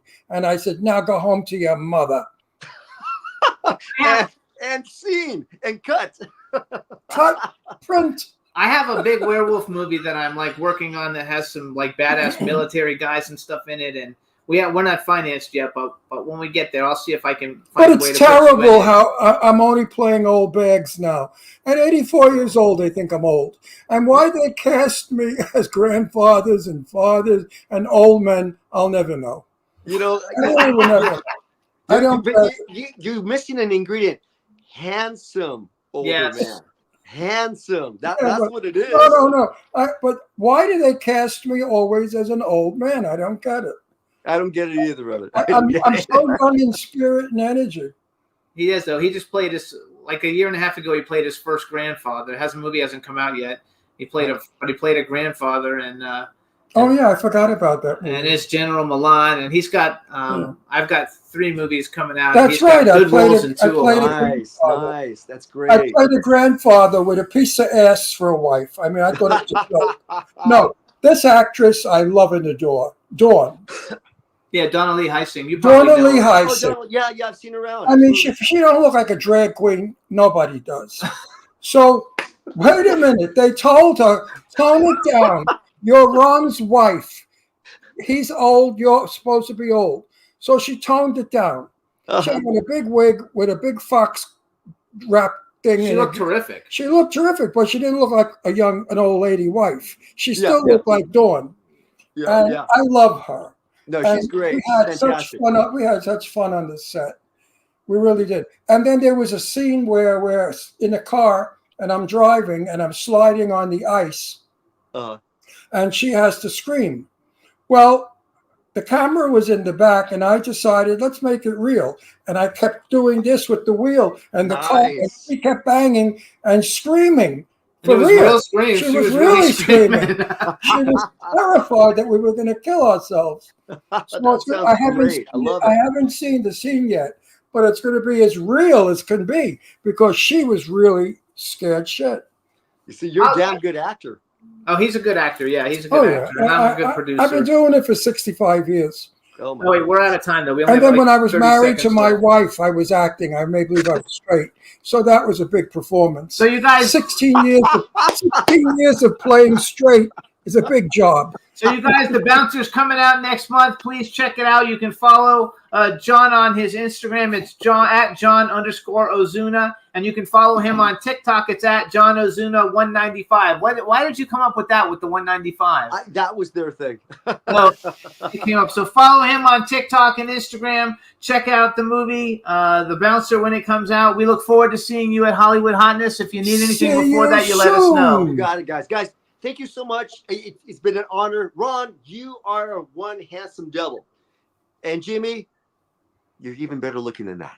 Thank you. We're all right with that anyway. I'm okay playing second fiddle. He's gorgeous. All right. Thank you so much, John. Okay, We'll see you in a thank you, month. John. Bye-bye. See you in a couple of weeks. See you in bye. a couple of weeks, baby. Hey, everybody. Thanks so much for tuning in. We'll Yes. see you guys next week. Bye, everybody. Bye-bye. Thank Have a you. wonderful week. Everybody loved him. Healthy. Can turn out to be so wrong. Yeah, we in the mix. Yeah, we in the mix. It's another episode. Here we go. The Jimmy Star Show with Ron Russell. Interviewing the hottest, newest, and truest of today's celebrities. Make sure to subscribe so you can get notified weekly. Jimmy Star, he's the king of cool. Ron Russell, he's a gorgeous dude. Chat room is live and you would be a fool not to vibe with us at the Jimmy Star Show with Ron Russell. Come watch it live on W4CY Radio. Miss some past episodes? Download on iTunes. The Jimmy Star Show with Ron Russell. It's the Jimmy Star Show with Ron Russell.